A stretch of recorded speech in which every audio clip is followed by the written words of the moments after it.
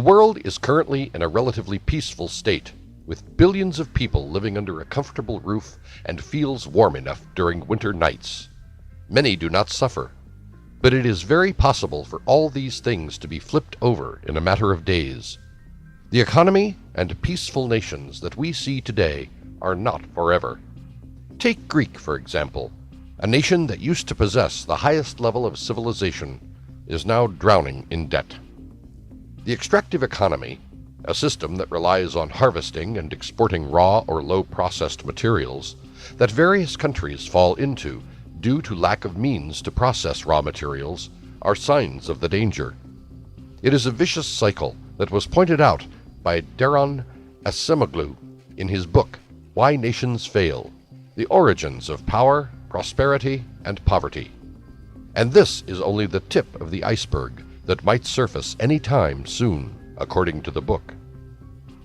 A look into the economy of some countries tells us that many are in a stable condition, but it wasn't always so for Argentina, which had its nation turned upside down in a matter of months. Starting with the Great Depression of America, we take a look into a quick history of financial crises and downward fall of nations, learning the causes and impacts as we do.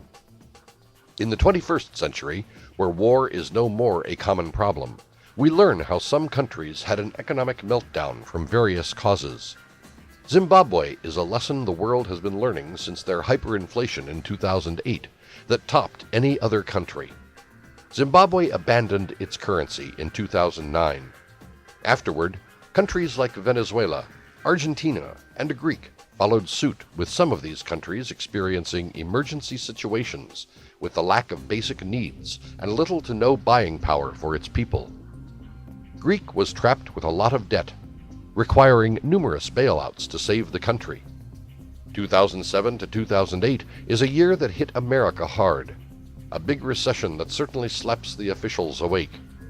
If let on for too long, the recession will soon turn into financial crisis and cause the economy to collapse for a few months. The image will be similar to what happened in Venezuela. People losing buying power. Money becomes worthless.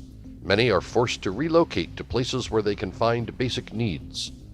A lot of regions will not be supplied for weeks, and electricity as well as the internet won't be provided. If USD becomes worthless from hyperinflation, countries that owe US debt will suddenly lose it all and become poorer. The economy will be shocked, causing several countries, although not all will be affected as much. There will be some kind of consequences. For example, US people will try to flee the country, seeking asylum in neighboring countries. There are also immigrants who are already residing and are now forced to move away as well. According to Why Nations Fall, by Daron Acemoglu and James A. Robinson, the extractive economy is the key ingredient to stagnation that will quickly lead to the financial crisis of a country. At the same time, it also points out to the fact that there are countries who experience bursts of advancements with the extractive economies, such as Germany during its Nazi regime. Adolf Hitler became the center of that storm, stirring people around him to advance further. This pushed to several industrial and technology development, such as the creation of jets as well as GPS. This further pushes the question if it does differ between countries, between leaders. However, like cooking, there may be few ways to reach good cooking, but you can go around 1,000 ways to ruin it. Several countries after Zimbabwe still experience a financial crisis that has led to anarchy as well as emergency situations in the countries show similar characteristics. Many of them employ officials and government policies that are not beneficial to the people in the long term or in a broad sense. Zimbabwe's policy that allows land to be forcibly taken from the white minorities to be equally distributed to the black has only brought negative productivity impact to the country. It is a major reason that the country's financial situation is picking up slowly, as lands that used to be productive are now empty, with no meaningful activities occurring. Venezuela has many potentials to become a thriving country, but corruption runs deep, causing its people to suffer. Many had to scrape for food and other things in the dumpsters. Supermarket shelves are empty, And while they have smartphones, electricity and internet are only for the elites. It is not Africa, but has similarly concerning the situation with starvation and epidemics worsening the situation. Seeing these countries, we cannot imagine how superpower countries such as Japan and America can ever be hit. But the 2007-2008 recession reminds us that it is possible for that to happen.